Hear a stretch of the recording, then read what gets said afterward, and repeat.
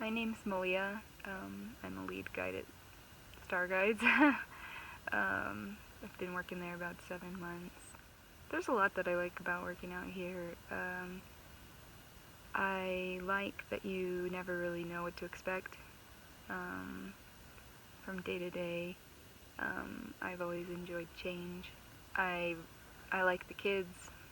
Um, I think a lot of the staff who come out and work in these kinds of jobs come from a background that's probably a little tumultuous, and so they relate to the kids because many of the kids come with problems from their own families, and I don't know. I think that there's nothing more satisfying than seeing a kid actually change. And I think as a staff in the wilderness, you always wonder how much of that change is going to be permanent, how much of it isn't. They've started just recently posting at our office information that they've gotten from, they'll call the parents a few months after they get home and then find out how they've been doing. And I think that's been really neat to start finding out just a little bit of what's happened to the kids after they've left the program. Because it's kind of a leap of faith while you're in the program. You just assume that somebody somewhere is making some sort of change, and you don't for sure know what things are most helpful and what things aren't. Yeah. What things do you do that you think seem helpful as far as for what you can see with the kids while they're in the program? I don't know, there's such a variety of kids. So I don't think that it's one system works for them all. I think that might be one of the most beneficial things about wilderness is, you have constantly rotating staff, so there's a variety of personalities to approach, a variety of personalities in the kids. I think, with some kids, it's just having for the first time sitting there and for them realizing that nobody is going to do their work for them, that makes a big difference. And they all of a sudden have to, it's almost like they feel powerful again, like you see in a little kid when they're learning to walk or something like that. It's the thrill of realizing that they have some sense of control in their world. I think for other kids, they're looking for someone who they've spent their life in a situation where they've been criticized a lot, and one of the best gifts that you can give to that kind of kid is to step back and not act that fazed by their attitude or their confrontational posture, and just kind of help them to, it takes those kids, I think, a while to kind of,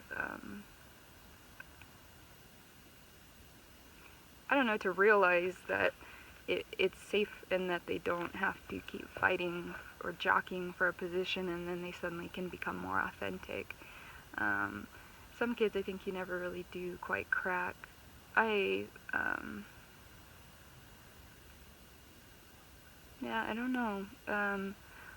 I tend to go into a group, and when I'm meeting them for the first time, I put on more of a stern posture, stricter with the little things, they get a sense of,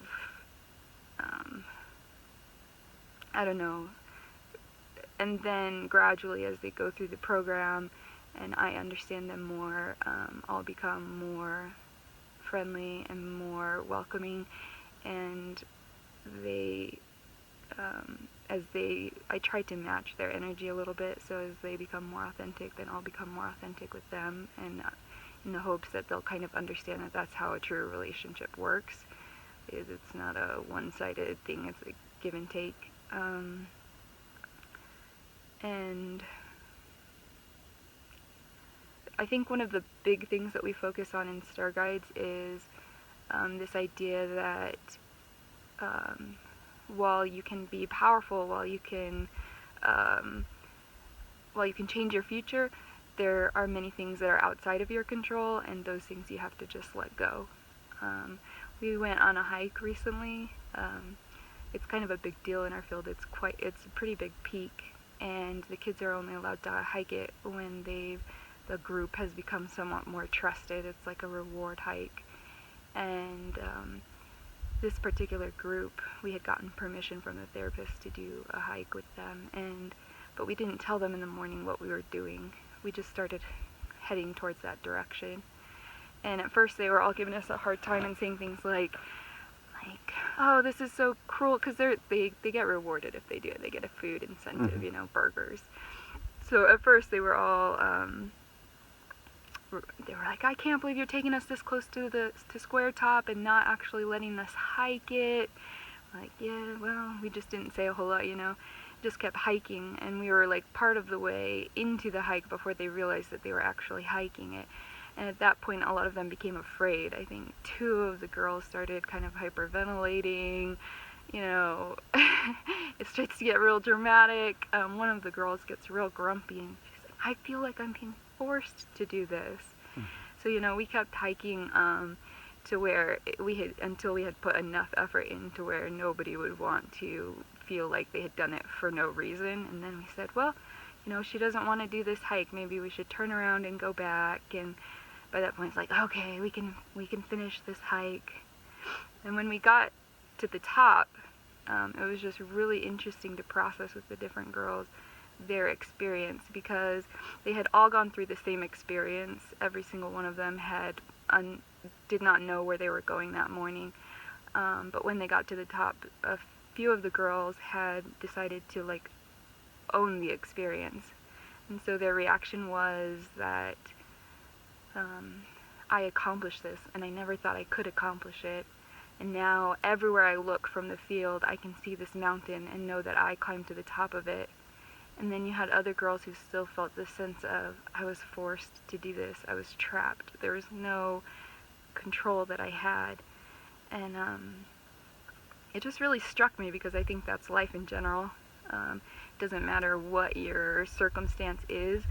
To some degree or another, you're being inconvenienced by the choices that other people have made, and you're being subject to it. And we all have to decide whether we're going to take ownership in our life and feel a sense of accomplishment and actually have achieved things, or if we feel like at the end of the day, life didn't go how we wanted it to, because we all have this lack of control in our life.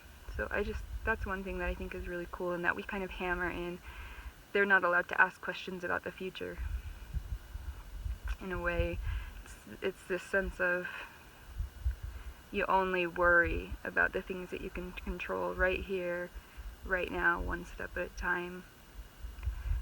And I think that can be really helpful, because people get really wrapped up down the line, worrying about a long time in advance instead of just approaching the now. What are the things in your program that the student can control? I don't know, it's kind of a weird term, because in a way we act like, oh, we're never going to fully trust these kids. But there is a lot of trust in a way that is determined by how we see the kids reacting. So, we're not necessarily going to be like, oh, if you get really to where we feel like we can trust you, then you'll get to pick what we're doing in a day. But certainly, if there's a group that's functioning well, they have a lot more control over that sort of thing. If they're functioning well, then rather than just focusing on the mundane and the survival, we get to a point where it's like, let's go on a really neat day hike, let's go set a goal as a team and go try to achieve it.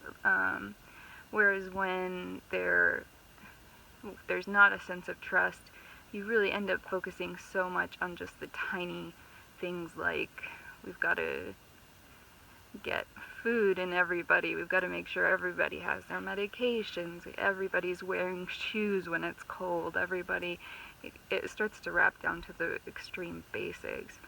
There's even, in our group, we sleep in a certain way to where we'll have these low tarp shelters set up. And when they're brand new and they're still at risk of running away or hurting themselves, they're actually in a bivvy that kind of has an alarm system on it. And the tarp and then the staff sleeps with that tarp. How long they're being tarped and alarmed is really completely dependent on them. You know, if they respond well, then they'll only be on it for the bare minimum, which in our program is about 10 days. But if they continue to do things that are untrustworthy, they act in a sketchy way, or they are making a lot of suicidal or homicidal comments, then they have to be on that for so much longer. And it's just, when you're not sleeping well, the whole rest of the day is changed too. Mm-hmm.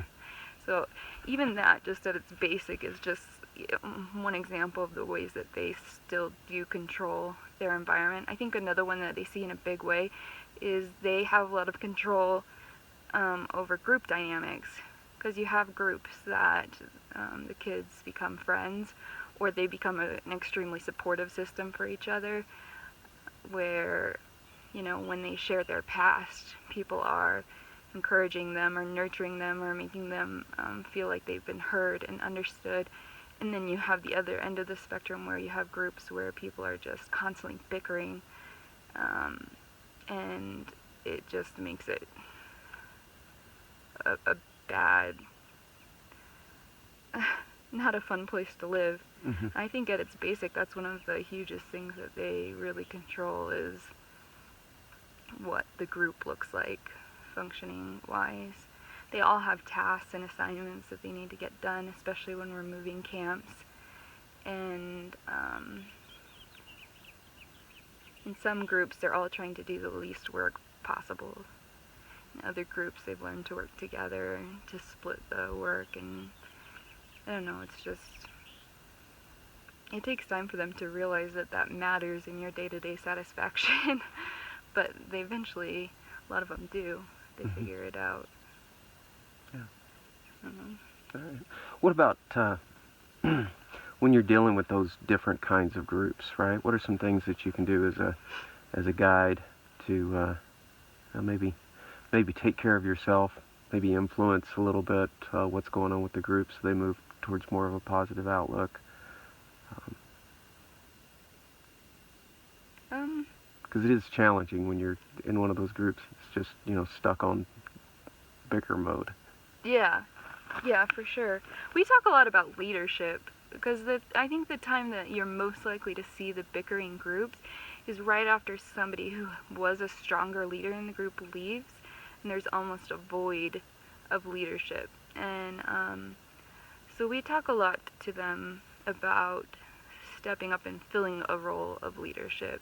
If you have knowledge that somebody else doesn't have, figuring out how to share it with them, showing them how to do the skills that will make their lives more comfortable and convenient, how to tie a rope that can make a firm shelter, but that can also be untied without, a lot of difficulty. Just little things like that. We'll process it a lot with them, and we try to, I think a lot of times we'll try to help them identify where their triggers are and why they will start down that path of bickering. I think at home, if you're in a conversation with someone else, it's a polite conversation for the most part. So if you're the one who's constantly interrupting every single other person, most of the time you don't have someone who's going to say to you, hey, have you noticed that you have a tendency to interrupt? Mm-hmm. And you may not even realize it. It may take you years to realize that you have this tendency. Out here, I think we try to accelerate it by, having that on the table. The traits that they're not aware of, we try to help them be aware of, so that they have the opportunity to change it if they want to, instead of so much of the time being spent on not even realizing what the problem was and what caused someone else to be, to respond to them negatively. Mm-hmm. So I don't know. That's something that we try to do a little bit. Yeah. Jeez, I'm shivering. You want to take a minute and do some jumping jacks or something to warm up? Thanks for watching. Please like this video and subscribe.